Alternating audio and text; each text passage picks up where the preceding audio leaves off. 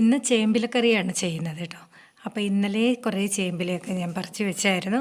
അപ്പോൾ വാടിയാലും കുഴപ്പമൊന്നുമില്ല കേട്ടോ. അപ്പോൾ നമ്മുടെ വീട്ടിൽ തന്നെ കുറേ ചേമ്പിലകളൊക്കെ ഉണ്ട്. അപ്പോൾ അതിൽ നിന്ന് നല്ല പിഞ്ചില നോക്കി കുറേ പറിച്ചെടുത്തു. പിന്നെ കൂട്ടത്തിൽ നമ്മുടെ ബജിമുളകും കുറേ കിട്ടിയായിരുന്നു കേട്ടോ. എരിവുണ്ട്. ഞാൻ 2-3 പേര് പറഞ്ഞ പോലെ പുളിവെള്ളത്തിലും പിന്നെ ആവി കയറ്റിയാൽ അതിൻ്റെ കുരു കളഞ്ഞാലൊക്കെ എരിവ് കുറയുമെന്നൊക്കെ പറഞ്ഞു. അപ്പോൾ അങ്ങനെ ഒന്ന് ബജ്ജി ചെയ്ത് നോക്കാം. അങ്ങനെ കുറേ പറിച്ച് പിന്നെ വഴുതനങ്ങയും കിട്ടിയായിരുന്നു കേട്ടോ.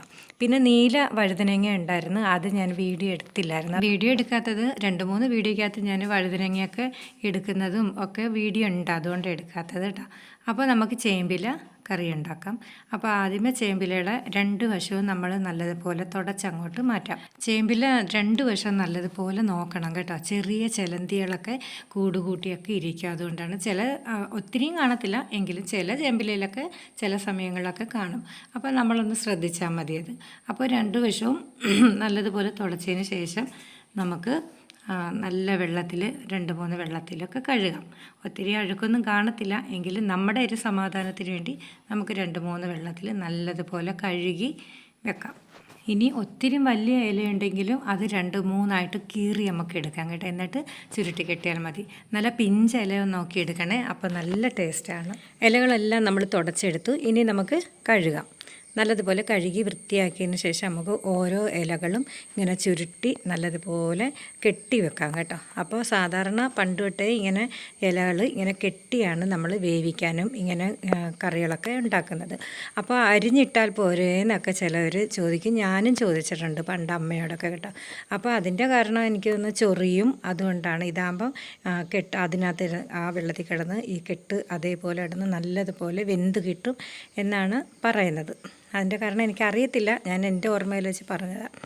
അതുപോലെ തന്നെ പലരും പല രീതിയിലാണ് ഇത് ചെയ്യുന്നത് കേട്ടോ. ചിലവരാണെങ്കിൽ കഞ്ഞി വെള്ളത്തിൽ ഈ ചേമ്പില ചുരുട്ടിക്കെട്ടി അങ്ങനെ വേവിക്കാറുണ്ട്. ചിലർ പുളിവെള്ളത്തിൽ വേവിക്കാറുണ്ട്. പക്ഷേ ഞാൻ പുളിവെള്ളത്തിൽ വേവിക്കാറില്ല കേട്ടോ. ഞാൻ 2-3 പ്രാവശ്യം പുളിവെള്ളത്തിൽ ഇങ്ങനെ വേവിച്ചപ്പം അത് ചൊറിച്ചിലുണ്ടായിരുന്നു കേട്ടോ. പുളിവെള്ളത്തിൽ വേവിക്കുക എന്ന് ഉദ്ദേശിച്ചത് തുടക്കം മുതലേ പുളിവെള്ളത്തിലിട്ട് ചേമ്പിലിട്ട് വേവിക്കുക എന്നാണ് ഞാൻ പറഞ്ഞത് കേട്ടോ. ഇതിന് പുളി അത്യാവശ്യമാണ്. പുളി ഇല്ലെങ്കിൽ ചൊറിയും കേട്ടോ. അത് പിന്നീടാണ് ചേർക്കുക. അപ്പോൾ നേരത്തെ പറഞ്ഞ പോലെ നമ്മൾ കഴുകിയ ചേമ്പിലകൾ എല്ലാം വെള്ളം തിളച്ചതിന് ശേഷം നമുക്ക് അതിലേക്കിട്ട് ചെറിയ തീയിലൊന്ന് നല്ലതുപോലെ ഒന്ന് വേവിച്ചെടുക്കാം. അപ്പോൾ ഒത്തിരി വെള്ളം ഒഴിക്കണ്ട കേട്ടോ. ആവശ്യത്തിനനുസരിച്ച് നമുക്ക് വെള്ളം വറ്റുമ്പോൾ വെള്ളം ഒഴിച്ച് മതിയാവും. അപ്പോൾ പെട്ടെന്ന് വേഗത്തില്ല. കുറച്ച് വെള്ളത്തിലാണ് പച്ചക്കറികളാണ് എന്താണേലും വേവിക്കേണ്ടത്. അപ്പോൾ വേവുന്ന സമയം കൊണ്ട് നമുക്ക് അതിനുള്ള തേങ്ങ അരച്ചിട്ട് വരാം.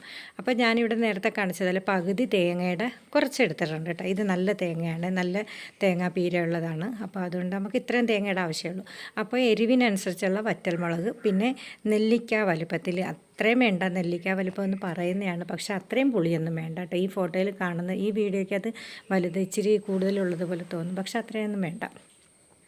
അപ്പോൾ പുളി, പിന്നെ മഞ്ഞൾ, പിന്നെ ജീരകം, ഇത് ഇത്രയും കൂടെ നല്ലതുപോലെ അരയ്ക്കണം കേട്ടോ. തേങ്ങയൊക്കെ അരച്ച് ഞാൻ വെച്ചിട്ടുണ്ട്.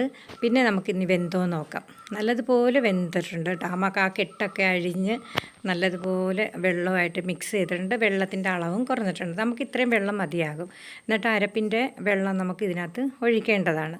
അപ്പോൾ ആവശ്യത്തിനനുസരിച്ചുള്ള ഉപ്പിടാം. ഉപ്പിട്ടിട്ട് നല്ലതുപോലെ തവി കൊണ്ട് ഇതേപോലെ ഒന്ന് ഇളക്കി അങ്ങോട്ട് എടുക്കാം കേട്ടോ. ഇങ്ങനെ ഇളക്കി ഇങ്ങനെ ഇതാക്കിയാൽ നമുക്ക് ഈ കൂട്ടാനൊരു കട്ടി കിട്ടത്തുള്ളൂ. നല്ല ടേസ്റ്റാണ് കേട്ടോ. അപ്പോൾ നേരത്തെ അരച്ച തേങ്ങയും എല്ലാം കൂടി ഇട്ട് ഇനി ഒരു 5 മിനിറ്റ് ചെറിയ തീയിൽ നല്ലതുപോലെ ഒന്ന് വേവിച്ചെടുക്കാം കേട്ടോ. ഇത് 5 മിനിറ്റ് എന്ന് പറഞ്ഞാൽ ആ അരച്ചതിൻ്റെ പുളിയും ആ എരിവും മഞ്ഞളും എല്ലാം കൂടെ ഈ ചേമ്പിലേക്കകത്ത് പിടിക്കണം. എങ്കിലേ ഈ ചേമ്പിലയുടെ ചൊറിച്ചിൽ മാറി കിട്ടത്തുള്ളൂ കേട്ടോ. ഇല്ലെങ്കിൽ നമ്മൾ അരപ്പിട്ട ഉടനെ തന്നെ ഒന്ന് തിളച്ച ഉടനെ എടുത്താൽ നല്ലതുപോലെ ചൊറിയും. അതുകൊണ്ട് അതാണ് മിക്കവരും ഇങ്ങനെ ചേമ്പിലക്കറിയൊന്നും വെക്കാത്തത്, ചൊറിച്ചില്ലാന്ന് പറയും. പക്ഷേ ഇങ്ങനെ ഒന്ന് നിങ്ങൾ ട്രൈ ചെയ്യുകയാണെങ്കിൽ നല്ലതാണ്. ഞങ്ങൾക്ക് ഇങ്ങനെയാണ് ഇഷ്ടം. പിന്നെ ചിലവരാണെങ്കിൽ ഇത് കഴിഞ്ഞിട്ട് കടുക് വറുക്കും കേട്ടോ. കടുകൊക്കെ വറുത്തിടും, വറ്റൽമുളകൊക്കെ കടുക് വറുക്കും. പക്ഷേ എനിക്കിഷ്ടമല്ല. ലാസ്റ്റ് ഇച്ചിരി വെളിച്ചെണ്ണയും കൂടെ ഒഴിച്ച് ഞങ്ങളിങ്ങനെയാണ് ചെയ്യുന്നത്. ജീരകം ഈ തേങ്ങയുടെ കൂടെ അരയ്ക്കും. ചിലവരാണെങ്കിൽ അരയ്ക്കട്ടെ. ഇന്നത്തെ വിശേഷങ്ങൾ ഇത്രയൊക്കെ ഉള്ളൂ കേട്ടോ. അപ്പോൾ എല്ലാവരും എൻ്റെ കൂടെ ഉള്ളത് ഭയങ്കര സന്തോഷമാണ്. എപ്പോഴും പറയും നിങ്ങളെയൊക്കെ നല്ല മനസ്സുകൊണ്ട് മാത്രമാണ് എനിക്ക് ഇത്രയും സബ്സ്ക്രൈബും ലൈക്കും കമൻറ്റും എല്ലാം കിട്ടുന്നത്. എനിക്ക് ഒത്തിരി സന്തോഷമുണ്ട്, ഒത്തിരി നന്ദിയുണ്ട് കേട്ടോ. അപ്പോൾ ഞാൻ ഒരിക്കലും നിങ്ങളെയൊന്നും മറക്കത്തില്ല.